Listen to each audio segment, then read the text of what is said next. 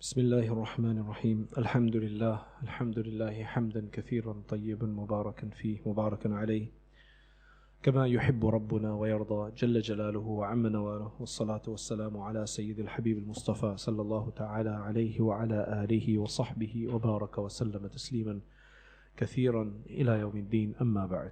This section is going to give us, we're going to look at inshallah different aspects of the Mahdi.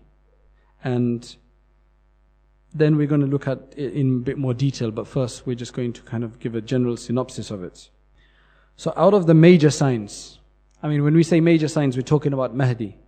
So the way it will work is that Mahdi will first come, because there'll be a lot of confusion in the world. Dajjal wouldn't have appeared yet, but Mahdi will come first to bring the people some kind of comfort. You'll see from his names that that's one of his functions. Then it will be found that things have gotten worse and Dajjal has appeared. When Dajjal appears, then we will hear then that Isa alayhi salam has descended to deal with the Dajjal. Mahdi and Dajjal will come together. Mahdi and Isa alayhi salam will come together. Dajjal will be killed. And then the whole world will be filled with justice and belief. Then the Ya'juj, Ma'juj and Gog Magog will come. And then Isa alayhi salatu wasalam will pray to Allah subhanahu wa ta'ala. That will be dealt with. And then he will pass away.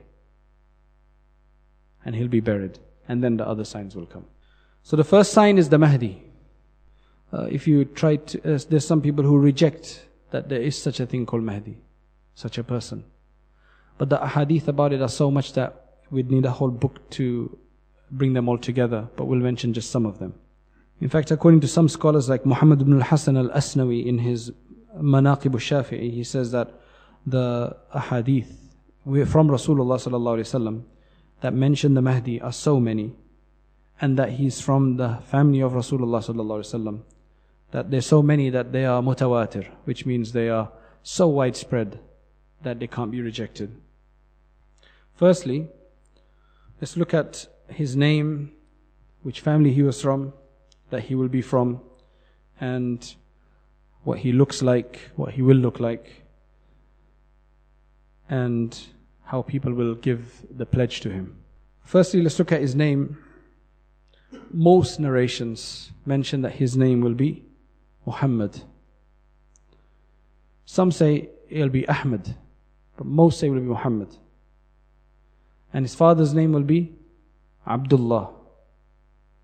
So that's in resembling Rasulullah sallallahu alaihi wasallam. His name will be Muhammad or Ahmad according to some narrations. His father's name will be Abdullah. It's related in a hadith, a sahih from Rasulullah sallallahu alaihi wasallam in Abu Dawud and Tirmidhi. Imam Tirmidhi said it's a Hasan sahih. Abdullah ibn Mas'ud radiyallahu anhu relates that yuwati, meaning yuwafiq ismuhu ismi wa ismu abihi ismu abi. The Prophet sallallahu alaihi wasallam said, his name will be like my name, and his father's name will resemble my father's name. Now, this is where, because this is a strong hadith, there's a group of people that had to try to reinterpret it, because it went against what their belief was.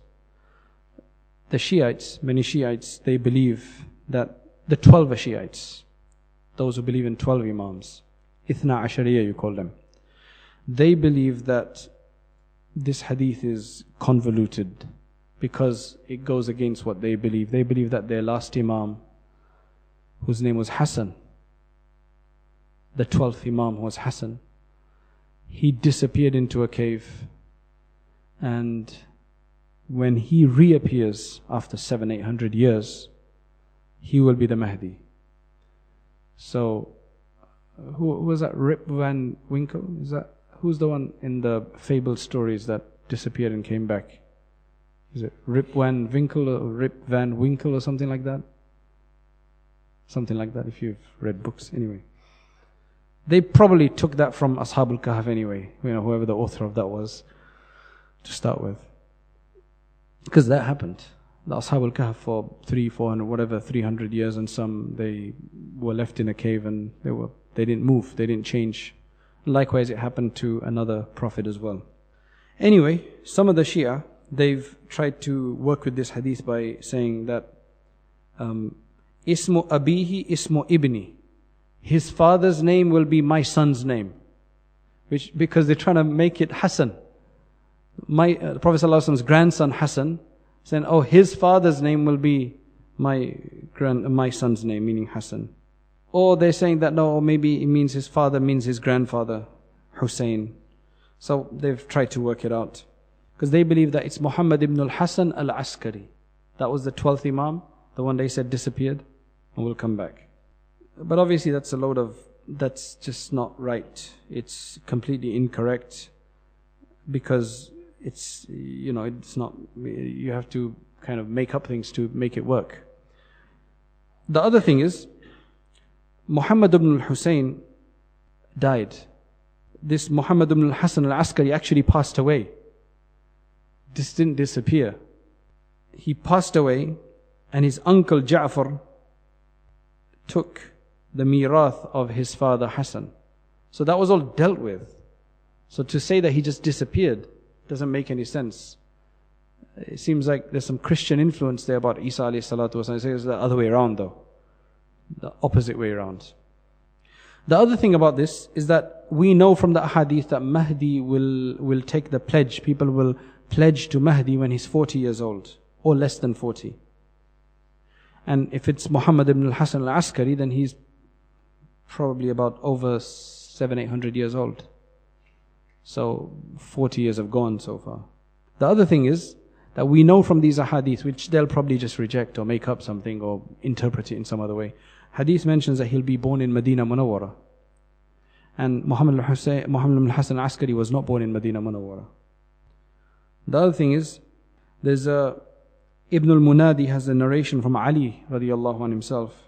فَيَجِيءُ اللَّهُ بِالْمَهْدِي Muhammad ibn Abdullah. That Allah will bring forth Mahdi. So it's like somebody who will come later, not somebody who's disappeared and will come back. Anyway, that's enough for us to speak about that aspect of it. Why is he called a Mahdi? That's going to be his title. You must have figured out if his name is Muhammad, then Mahdi is his title. Mahdi comes from Hidayah. The one who's been guided to the truth. Mahdiyun. The one who's been guided to the truth. He'll also be called Jabir. That will be another title of his. And the reason why he'll be called Jabir, Jabr has two meanings. One meaning of Jabr is to restore something, to mend something, to console people after they've had turbulence, to comfort people. He will do that. Just his mere appearance will bring comfort. I mean, people find comfort in the fact that he might come in 3 years according to some predictions. So, can you imagine when he does come? People find comfort they'll feel that there's some security now, because there would have been such turmoil until now. So he will console the hearts of the ummah of Muhammad sallallahu alaihi wasallam. That's why he's called Jabir as well.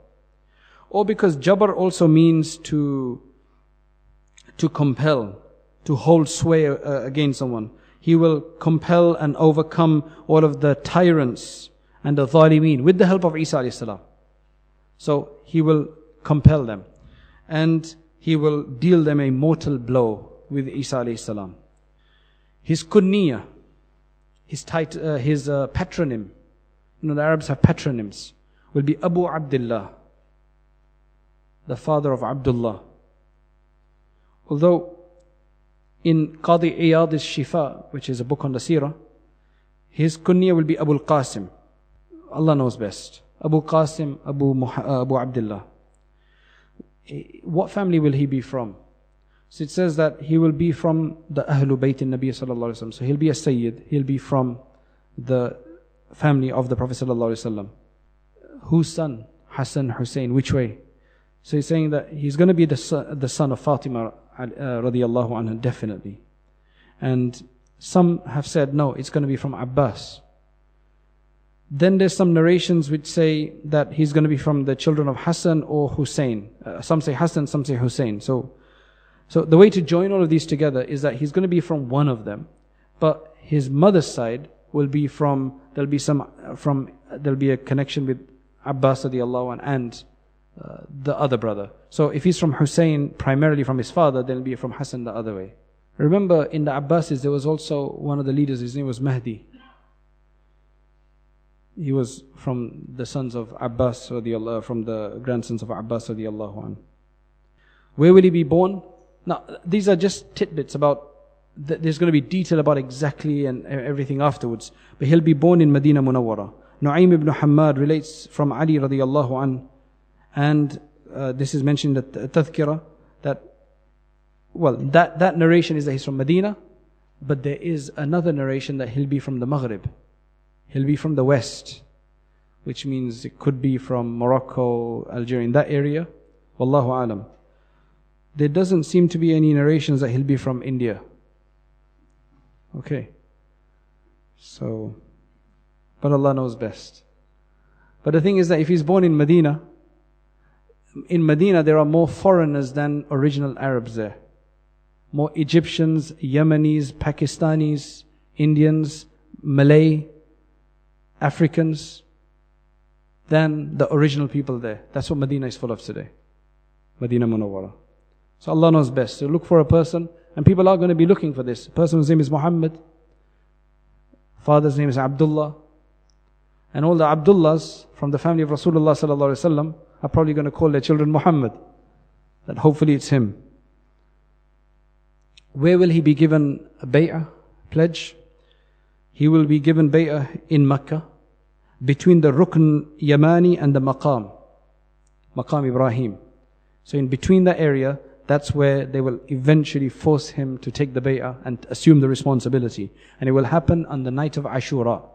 They will have discovered him during the Hajj.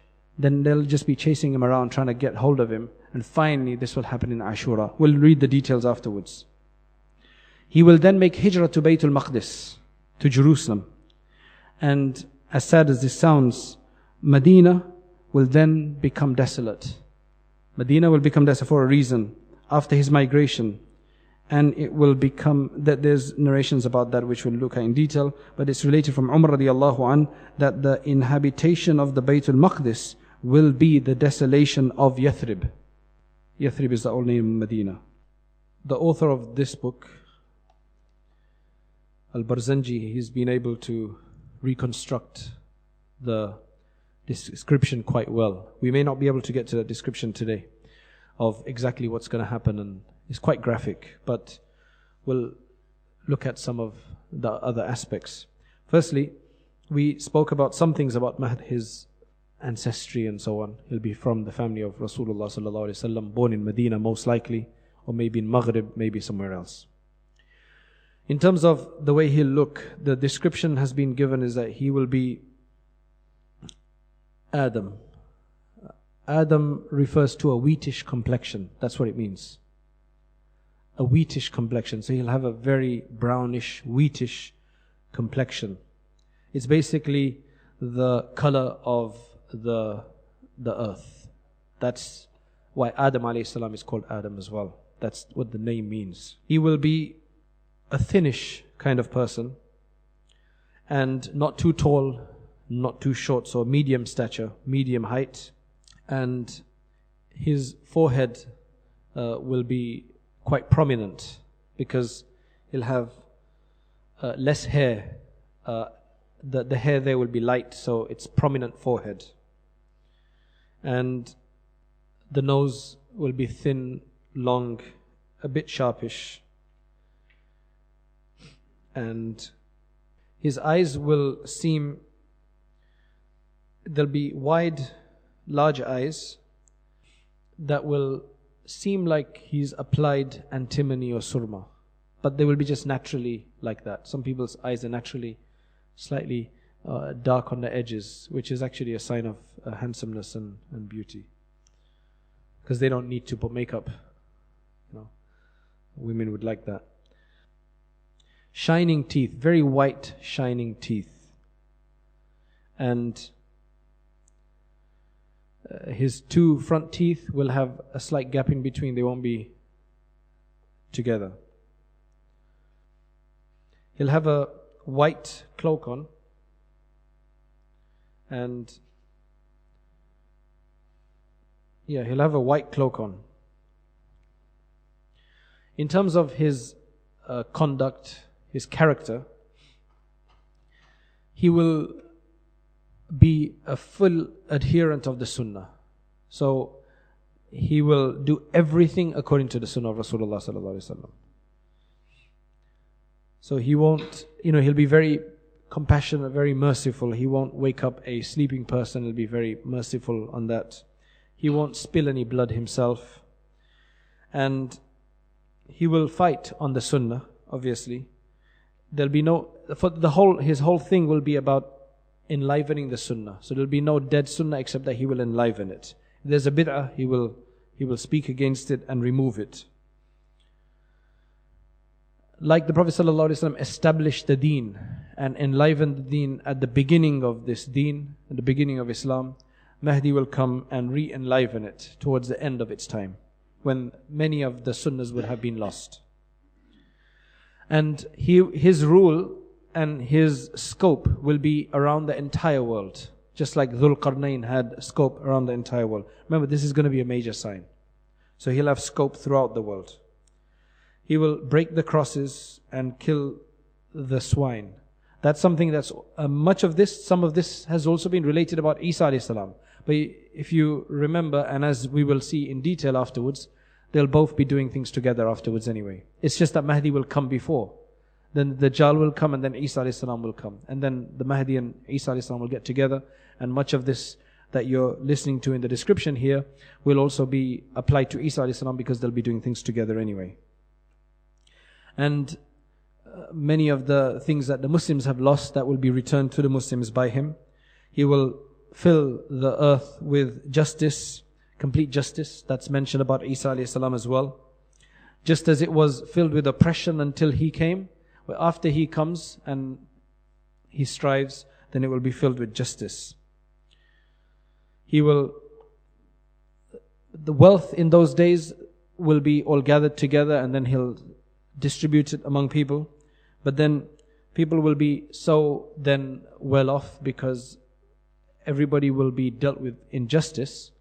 There'll hardly be anybody that would need to accept zakat or anything of that nature. And both the inhabitants of the heavens and the earth will be happy and pleased with him. So much so, he mentions that the fish in the sea, the birds in the air, and the wild animals in the forests, all of them. He will create such a feeling of richness and independence in the hearts of the believers that even when an announcement will be made that, is there anybody that needs anything? Is there anybody in need? Only one person will come and say, I do. So he'll say, okay, go to the person who is in charge of the treasury and tell him to say that Mahdi has ordered you to give me some wealth.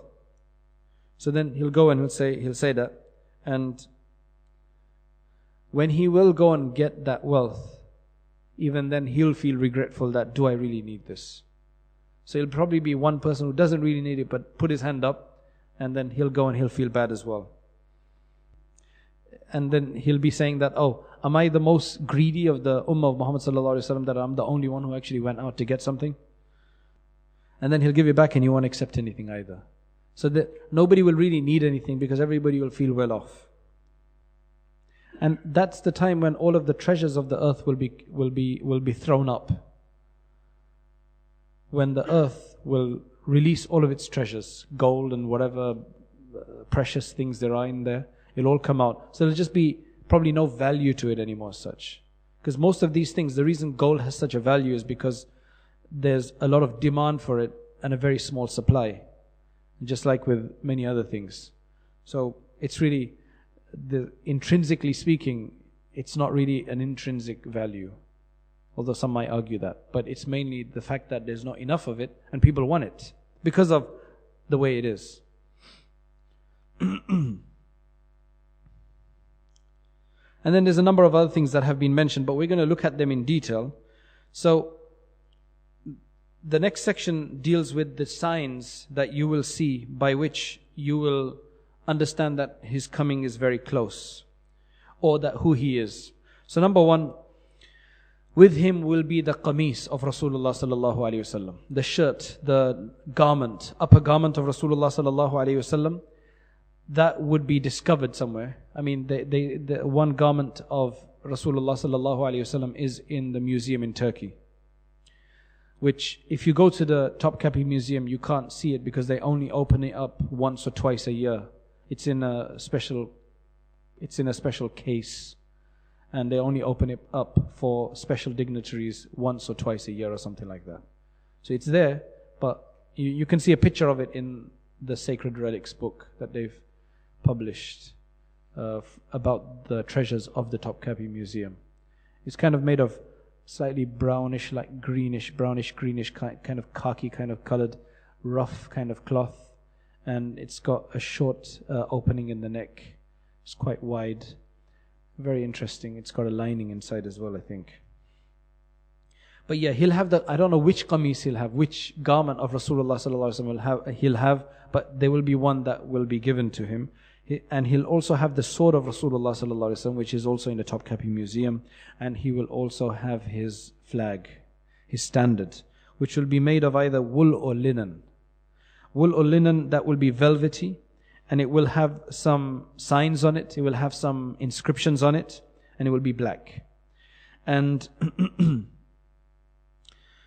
this flag has never been unfurled. Since Rasulullah sallallahu alaihi wasallam passed away, this flag has never been unfurled, and it will not be until he will come, until the Mahdi comes. And on this flag, it will be written, Al-Bay'atu Lillah, that the pledge is for Allah.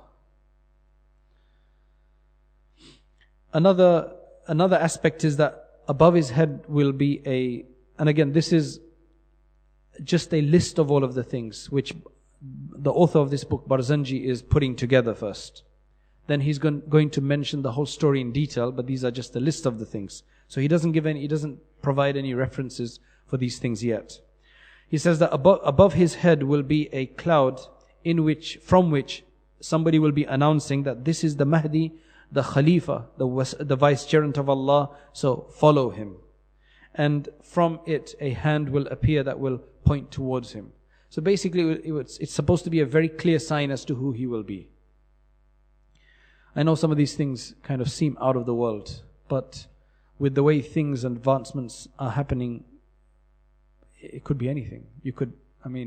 Nowadays if you wanted to see a hand coming out of the sky, they could project a massive picture up there. Nothing is far-fetched. Things can happen. It sounds kind of unbelievable, but Allah knows exactly the way they will be when they will appear. Another one is that he will be able to plant a dry twig, a dry stick in a dry piece of land, and that will become green, and it will basically flourish within that. Somebody will ask him for a sign to prove who he is, and he will signal towards a bird in the sky, and it will drop into his hands. Again, these are just sparse things that have been mentioned here. Between Medina, Munawwara and Makkah, there is an expanse of land, and there an army that will have come to fight him will all be sunk into the ground. That's another of his signs. So when you see that there is somebody, you hear about somebody, you could hear about anybody doing strange things, but it's about whether all of these are signs that will signify who he is and who we're speaking about. Another announcement will be made from the heavens that, O people, Allah subhanahu wa ta'ala has now cut away from you and prevented from you all of the tyrants, the hypocrites, and all the people like them, and He has put over you, He has put a leader over you, the best of the ummah of Muhammad sallallahu alayhi wasallam. So go to Makkah, because he is the Mahdi, and his name is Ahmad, son of Abdullah. So that will be an announcement that will be made, and everybody will hear it. In another version it says that he has put the Jabir over you. And if you remember, the Jabir is somebody who will turn the evil into the goodness. So the Jabir has been made the leader over you. He is the best of the Ummah of Muhammad sallallahu alayhi wasallam, go and seek refuge in Makkah. Go to Makkah, join with him in Makkah, for he is the Mahdi and his name is Muhammad, the son of Abdullah. So in some versions it mentions Ahmad, in some it mentions Muhammad. And then in his time is when, and as mentioned in other ahadith as well, that the earth will throw up all of its pieces of its liver. And that is basically saying that all of the gold of the earth will be thrown up. So you won't need to mine it anymore. Right? All the mining companies, if you've got mining shares in gold, they'll probably go down. Right? Because it'll all be thrown up. And then another aspect which we spoke about is that people will feel very rich inside. When you feel rich, you won't need anything. Even though you don't have much wealth, the feeling of richness is called ghina al-qalb. It's the richness of the heart, is the true richness in a person. And there'll be a lot of barakah in the land, in the sense that there'll just be a lot of natural resource that will be available. If you remember, there is a treasure that has been hidden in the Kaaba. It's buried somewhere and nobody's taken it out.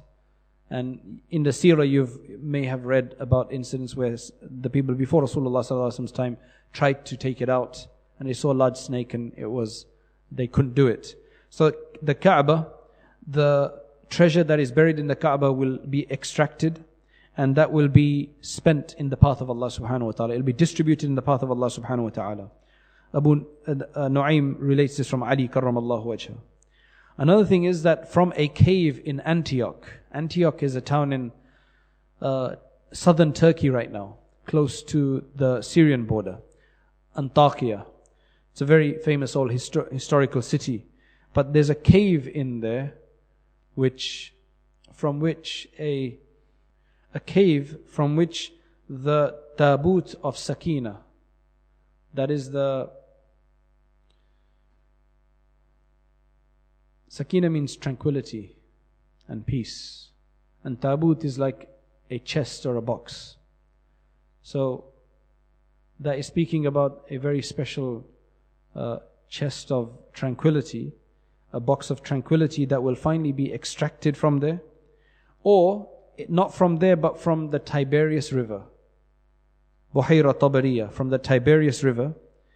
And then this will be taken and transported and it will be placed in front of the Bayt al-Maqdis in Jerusalem. When the Jews see that, they will all become believers, except a few of them. Because that is a major sign for them. They're waiting for this Ark of the Covenant. I'm not sure what they call it. I'll need to look into that a bit more as to exactly what they refer to it as. It mentions that for him, the earth, the water in the river, just like for the Bani Israel, Musa alayhi salam, it welled up to its side and he was able to find a safe passage through it. Similar thing will happen to him as well. For him will come from Khurasan. Khurasan is basically the part of Afghanistan, maybe a part of Iran. Balkh, that is in Khurasan. From there, the black flags will come for him. And they will come to him, they will send to him to take the pledge with him. He will finally meet up with Isa ibn Maryam alayhi salam, and Isa alayhi salam will pray behind him, at least in that first instance. Some signs about the closeness of his time. We're going to split this up into two sections. Some general signs about the fact that his time is coming. And then the second are those signs which are very close to his appearance. So these are kind of the more distant signs, but not very distant. We're talking about a very relative thing here. And then the second set of signs that we'll speak about are just immediately before his coming. So it speaks about, and again all of these things will be dealt in much more detail by the author later on, in order. But these are the general highlights. That the Furat, the Euphrates, which is in Iraq, that will, from the Euphrates, there will be an eruption there, and from it will appear a mountain of gold. So, a lot of treasure. That's a mountain of gold will appear from there. there's hadith that will come, and it's mentioned in other hadith as well, that when that happens, it says that everybody will fight for it. Make sure that you have no part of it. That's what we have been told. That though it'll seem like so much riches, and if you fight for it, you might get something, you'll be told to avoid it, if you're a believer. So that will be one highlight that will take place. Another thing is that the moon, there'll be a lunar eclipse right on the first night of Ramadan. That's not all. There'll be a lunar eclipse on the first night of Ramadan, and a solar eclipse on the 15th, on the middle of the month of Ramadan. And it mentions that this has never happened since Allah has created the heavens and the earth. For a lunar and a solar eclipse to come within 15 days apart in the month of Ramadan, 1st and the 15th. There's another hadith which just mentions that there'll be 2 eclipses in Ramadan in general, but the other one mentions 1st and 15th. Then another sign that may have already appeared is basically a shooting star, which we've already seen enough of. Then a massive fire that will come from the east, which will rage for 3 nights, 3 days, 3 nights, or 7 nights, not sure, 3 or 7 as mentioned. Then another sign before he comes is that there'll be a lot of darkness in the sky. Just a general darkness in the sky. And another one mentions that there'll be also redness that will be seen in the skies that will spread around the horizon, different from the normal redness that you see at sunset. So it'll be a marked difference. It's not going to be just a red twilight, but it will be a redness that will be seen. Then another announcement that will cover everybody, that everybody on the earth will hear. And everybody will hear it in their own languages. I mean, it's not very difficult for us to understand that today. Everybody hears the news in their own languages. The radio, on the TV, on the internet. So it's just, in this country, normally I've seen that people, when they don't watch TV, they'll put it off. And they normally don't have a TV in every single room. But if you go to America, TVs are like such a cheap little thing that you have, the big main flat panel TV in one place, and you have another one in the kitchen for the mother when she's cooking, and it's kind of always on, like the news is coming. You don't go to school, if the school's closed today, they'll announce it on the TV and you'll normally see it. That's how it's just so widespread. And it'll probably become like that everywhere. Wallahu a'lam. Or there may be some other way of doing it. The way technology is just going, where on your phone you'll get a text message. I don't know. Wallahu a'lam. If we're talking about technology, we can understand that this is very clear. That there will be an announcement that will be made, and everybody will hear it in their own languages. Then a town or a village, an area in Syria, in Sham, will be sunk into the ground. There'll be an enemy army on there, and they will be sunk into the ground. Some say that this is the place called Harasta. Harasta is just outside Damascus. Harasta, Duma, the few areas. It says Harasta, wallahu alam. An announcement will be made from the heavens now, with the name of Mahdi. And those in the east, those in the west will hear it. When people hear it, every sleeping person, this will be an announcement that will be made, and whether you're sleeping or awake, you will hear it. If a person is asleep, he'll wake up. If a person is standing, he will sit down, maybe in awe of it, whatever it was. If the person is sitting, he will stand up on his feet. And this is not the same sound that people will hear, not the same announcement that people will hear when he first arrives. This will be a different one later on. Then there will be a small contingent that will go out in Shawwal. Then there will be the sound of war, and a very, very severely hot day that will be in Dhul Qa'dah. Before Hajj, before the month of Hajj, in Dhul Qa'dah. So Shawwal is after Ramadan. So in Shawwal there will be a small contingent. In Dhul Qa'dah there will be severe heat and the sound of war. then the war will occur in Dhul Hijjah, in which many Hujjaj will be killed. Many Hujjaj will be killed and attacked until the blood will run over the Jamaratul Aqaba, which is the stone that you strike on the first day that you strike. Another sign of his coming is that much difference of opinion, conflicts, disputes will arise, and also many earthquakes. Another one is that a sound and another announcement will be made from the heavens that know that the truth is in the family of Muhammad sallallahu alaihi wasallam. And then from the earth, another announcement will be made that the truth in the family of Isa, or in the progeny of Abbas. The first one will be the sound of an angel. The second one will be the sound of shaitan. And then there'll be all these other conflicts, which we're going to speak about later. The Sufyani, the Abqa, Ashab, A'raj, Al-Kindi, all of these will be different leaders from around the world that will be fighting with each other for dominance. And this will all precede the coming of Mahdi. Now, if we look at the fitan, if we move into the immediate signs and the incidents and the occurrences before he comes. So from the fitnas that will occur just before he comes, firstly, we spoke about one of them was that Furat, the Euphrates river, will uncover a mountain of gold. And when people hear about it, the news is all over the place. When people hear about it, there's a massive gold mountain that has been discovered. People think, well, there's enough for me to get some as well. If I go and fight something, I'll get a bit at least. I'll get a small amount. You've got a whole mountain of it. Throw your hand in somewhere. So there'll be a gold rush. So people will run towards it.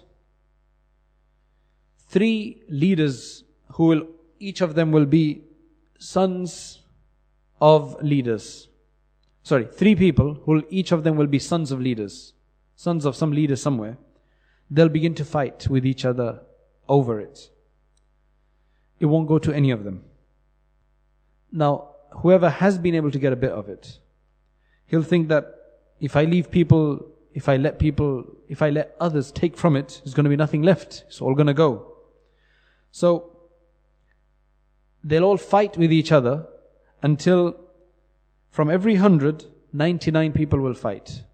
So it's going to be something which so greedy people will be about it, that majority of the people will fight over it. So it mentions that 9/10 of the people will be killed through that. Or some say 7 out of 9. And it will be so bad, it will be so severe, that each person will be thinking, how am I going to escape from this now? Because it will be just very violent, and people will be just wondering how they would even escape now. It mentions in the Bukhari and Muslim and other books, that فَمَنْ حَضَرَهُ فَلَا يَأْخُذْ مِنْهُ شَيْءٍ. Whoever happens to be even present there, now this is a hadith of Bukhari and Muslim, that whoever happens to be even present in that place, forget about going there, if you happen to be there, like some of the locality or some people who've just gone there or whatever, and this happens in front of you, make sure you don't take any of it. It's a fitna, it's not treasure, it's fitna for you. The second one, that's one major incident that will happen just before Mahdi comes. A second incident the second thing will be the appearance of a number of leaders. One will be Sufyani. We'll talk about his details soon. One will be Sufyani. Another one will be in Arabic called the Abqa, means the freckled one, the spotty one. Now these are not names of people, these are their descriptions. This is like a prominent description for them. Sufyani, again, that's just the family from which he comes from. That's why he's called Sufyani. He'll be very powerful. The other one is the freckled, spotty one. Right? We'll look at his description later on, but that's just his description. His name is not that. Another one is the reddish one. None of their names have been mentioned. Only their description has been mentioned. So firstly, Sufyani, from the family who he's from. Second one is the freckled, spotty one. Number 3 will be a reddish complexion. Person with a reddish complexion, that kind of a leader. The fourth one will be a lame one. He'll have a problem with his leg. He'll be lame. He'll be Kindi, from the Kinda tribe. If you look at the Sufyani, it's related from Ali karramallahu wajha in this narration from him, that this Sufyani will be from the children of Khalid ibn Yazid ibn Abi Sufyan. Khalid ibn Yazid ibn Abi Sufyan. Now, Yazid ibn Muawiyah ibn Abi Sufyan is another line of the same Abu Sufyan radiyallahu an. So we're talking about Abu Sufyan, the one who became Muslim afterwards, the father of one of the wives of Rasulullah sallallahu alaihi wasallam. What was her name? Habiba, the sister of Muawiyah radiyallahu an. So one son of his was Muawiyah, from who came Yazid and the others. But he had another son whose name was Yazid. Yazid. So Yazid's son Khalid, he'll be from his family specifically. So this Yazid was the brother of Muawiyah ibn Abi Sufyan. Yazid was a Sahabi who had become a Muslim along with his father. When his father became Muslim, he became Muslim as well, along with his brother as well. He became Muslim during the day of the conquest of Makkah. And he passed away during the Khilafah of Umar radiyallahu anh. But this will be from one of his progeny, one of his children. So Sufyani will be one of his descendants. He'll be a person with a very wide head, and on his face will be effects of smallpox. So probably little dots from smallpox. You can tell that he's had smallpox, the disease. On his eye will be a white spot. This is as has been related from Ali karramallahu wajha. He will appear from one of the external areas, one of the corners of a city of Damascus. So in one of the corners of Damascus, he'll appear from. He's probably there. I don't know. Come out of Damascus somewhere, in a valley which is called Wadi al-Yabis, the dry valley. And the way he will appear, and he'll start, this is most likely shaitan. Somebody will come in his dream and it'll be said to him, get up and go and do something. Get up and go and reveal yourself. He'll get up, he won't see anybody around him. Second time around, second night maybe, he'll see this dream again. And the same thing will be said to him. And the third time, again there'll be nothing, he won't see anything. Third time, they'll say, get up and go outside your house and look at the door of your house. So on this third night, he'll quickly rush out to his house, to the door of his house, and he'll see that there are either 7 or 9 people there. There'll be 7 or 9 men standing there. With them will be a flag, and they'll say, we are your companions. We're your companions. And the thing is that this flag of theirs will be they'll have some power. And this kind of sounds out of the world, a bit mythical, the power of Grayskull and He-Man, that kind of stuff, right? But this is what's mentioned. And again, Allah knows best exactly how this will be. But it mentions that whenever anybody sees that flag, they will be defeated. So very few people will be able to stand up to them. Anyway, he will go out with them. He will exit with them, and they'll get a lot of followers. A lot of followers will fall behind him from the surrounding valleys and the surrounding villages in those valleys. Sufyani will have 3 sticks with him, 3 rods with him. And whenever he strikes anybody with them, the person dies. People will hear about him. People will hear of him that there's this person like this with a following who is going out. So the ruler of Damascus, the governor of Damascus, whoever it may be, will go out to try to stop him. Because, he's getting all of this following. But when he meets up with him to fight him, as soon as he sees that flag of his, he will be defeated. He will just sit back. So Sufyani will enter with 360 horsemen. he'll enter Damascus with 360 of his horsemen. He came out of one of the outlying suburbs of Damascus. He'll enter Damascus with 360 horsemen. And not a month will pass. So he'll be restricted to Damascus first. Not a month will pass until 30,000 people from the Kalb tribe, who are his maternal cousins. This is an Arab descent from the Kalb tribe. They will gather with him. They will join with him, 30,000 people. So the sign of the coming, as I mentioned, a town of the surrounding suburban towns of Damascus will be sunk into the ground. It is very likely it's the town called Harasta. And also the western side, the western wall of its masjid will drop down. Then the Abqa, that means the speckled one, and the one with the reddish complexion, they will also appear. Sufyani will come out of Sham, will come out of Damascus. Abqa, which is the speckled one, he'll arise from Egypt. Any speckled people in Egypt, right? And the reddish one from Jazira.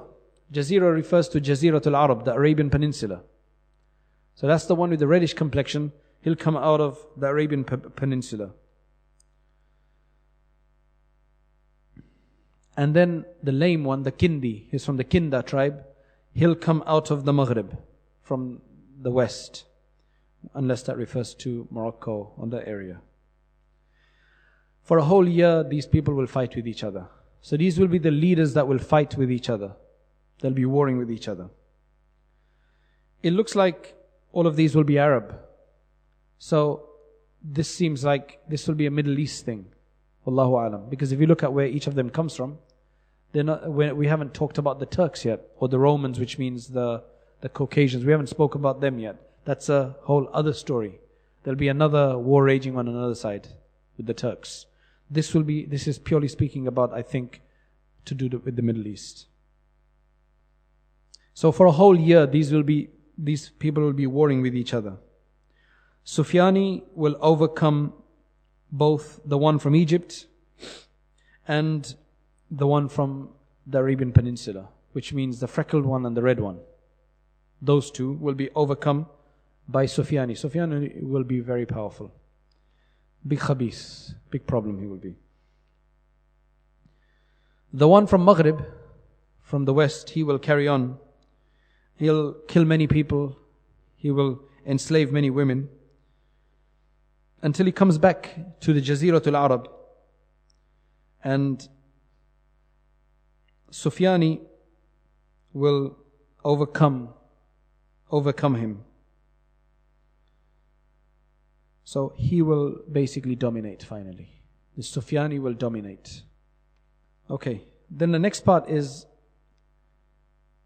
the Turks will fight the Romans.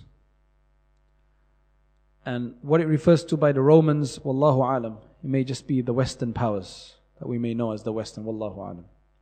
And the Turks. They will fight with each other in a place called Kirkisiya. I looked for this. It seems like a historical town, which it was probably called Circesium or Circesium, right? It's a historical town called Circesium. It's basically located at the confluence of the river of the tributary, the Khabur River, which is in Syria today, by a place called Deir ez-Zor. Deir ez-Zor is in Syria. So it's a major tributary that falls into the Euphrates River. So where those two meet is where this Circesium or Kirkisiya is located. It was a historical town, and it says that now it's just a very small city or a town, basically where the Khabur River falls into the Euphrates, because the Euphrates goes through quite a few countries. The major part of it is in Iraq, but it goes through Syria, and I think it may also go through part of Turkey. But this little city where this is going to happen it says that it's just a series of small hills today, close to the city of Deir ez-Zor in Syria, which is very close to the Syrian border and also not too far from the Turkish border in Syria. So it's kind of where Syria, Turkey and Iraq meet. That's basically where it will be. There'll be a massive war there, and the Romans will overcome the Turks, and they will cause a lot of corruption in the world.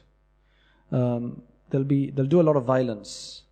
So they will cut open the stomach of women, kill the babies, kill the embryos, and a large group of Qurayshi descendants of the Quraysh tribe, will run and try to escape towards Constantinople, which is Istanbul today. Istanbul used to be called Byzantium, then it became Constantinople, then it became Istanbul. So that's where it is right now in Turkey. And yes, I think we'll carry on after that because it gets quite graphic afterwards. We'll carry on next week, inshallah, the details of that. There'll be another person called Mansur from Makkah. Again, Mansur is a title. Mansur means the assisted one by Allah subhanahu wa ta'ala. So Sufyan is going to do some crazy things sitting in the mosque in Damascus. But we'll look at that inshallah in detail. اللهم أنت السلام ومنك السلام تبارك يا ذا الجلال والإكرام اللهم يا حي يا قيوم برحمتك نستغيث اللهم يا حنان يا منان لا إله إلا أنت سبحانك إنا كنا من الظالمين جزى الله عنا محمدا ما هو أهله جزى الله عنا محمدا ما هو أهله جزى الله عنا محمدا ما هو أهله. Oh Allah, accept our du'as. Oh Allah, accept our du'as. Oh Allah, accept our coming together here in this masjid on this Friday night. Oh Allah, don't allow any of us to leave here without being forgiven for our sins. Oh Allah, make this a blessed night for us. Oh Allah, forgive us our sins. Oh Allah, forgive us our bad deeds. Oh Allah, forgive us our bad habits. Oh Allah, correct our bad habits. Oh Allah, allow us to see the truth as the truth and to follow it, and to see the wrong as the wrong and allow us to abstain from it. Oh Allah, reward these Sahaba. Oh Allah, reward them for all that they've done to have the deen reach us today. Otherwise we would have been worse than lost individuals. Oh Allah, we would have been lost. We would have been without guidance. Oh Allah, you use these Sahaba for your most beloved Prophet sallallahu alaihi wasallam to be next to him, to carry on his message. No doubt they were human beings and they did whatever they did. May Allah forgive them for their mistakes. Oh Allah, reward them abundantly. Oh Allah, allow us to learn from whatever we have seen of the past. Oh Allah, allow us to assist in the elevation of the kalima la ilaha illallah. Oh Allah, forgive us and our parents and our family members and our friends. Oh Allah, grant us forgiveness. Oh Allah, grant us peace. Oh Allah, grant us mercy. Oh Allah, forgive us our sins. Oh Allah, remove from us our illnesses and difficulties. Oh Allah, fulfill our permissible needs. Oh Allah, protect us and our children. Oh Allah, grant us all ilm nafi', beneficial knowledge, accepted actions. Oh Allah, protect us from useless knowledge. Oh Allah, give us all barakah in our time. Oh Allah, give us all barakah and blessing in our time, so that we're able to do something for the sake of your deen. Oh Allah, use us all for the khidmah of your deen. Oh Allah, accept us all for the khidmah of your deen. Oh Allah, make us those who establish the prayer. Oh Allah, make us all those who make salat on time. Oh Allah, to fulfill your obligations. Oh Allah, grant us all Jannatul Firdaus in the hereafter. Oh Allah, grant us all the kalima la ilaha illallah on our deathbed. Oh Allah, don't allow us to die without this faith. Oh Allah, keep our hearts firmly on your faith, and our actions make them those that are pleasing to you. Subhana rabbika rabbil izzati amma yasifun wa salamun ala al-mursaleen walhamdulillah. The point of a lecture is to encourage people to act, to get further, an inspiration, an encouragement, persuasion. The next step is to actually start learning seriously, to read books, to take on a subject of Islam and to understand all the subjects of Islam, at least at their basic level, so that we can become more aware of what our deen wants from us. And that's why we started Rayyan courses, so that you can actually take organized lectures on demand whenever you have free time, especially, for example, the Islamic Essentials course that we have on there, the Islamic Essentials Certificate, which you take 20 short modules, and at the end of that, inshallah, you will have gotten the basics of most of the most important topics in Islam, and you'll feel a lot more confident. You don't have to leave lectures behind. You can continue to leave, to listen to lectures, but you need to have this more sustained study as well. Jazakallah khairan. Assalamu alaikum wa rahmatullahi wa barakatuh. The point of a lecture is to encourage people to act, to get further, an inspiration, an encouragement, persuasion. The next step is to actually start learning seriously, to read books, to take on a subject of Islam and to understand all the subjects of Islam, at least at their basic level, so that we can become more aware of what our deen wants from us. And that's why we started Rayyan courses, so that you can actually take organized lectures on demand whenever you have free time, especially, for example, the Islamic Essentials course that we have on there, the Islamic Essentials Certificate, which you take 20 short modules, and at the end of that, inshallah, you will have gotten the basics of most of the most important topics in Islam, and you'll feel a lot more confident. You don't have to leave lectures behind. You can continue to leave, to listen to lectures, but you need to have this more sustained study as well. Jazakallah khairan. Assalamu alaikum wa rahmatullahi wa barakatuh.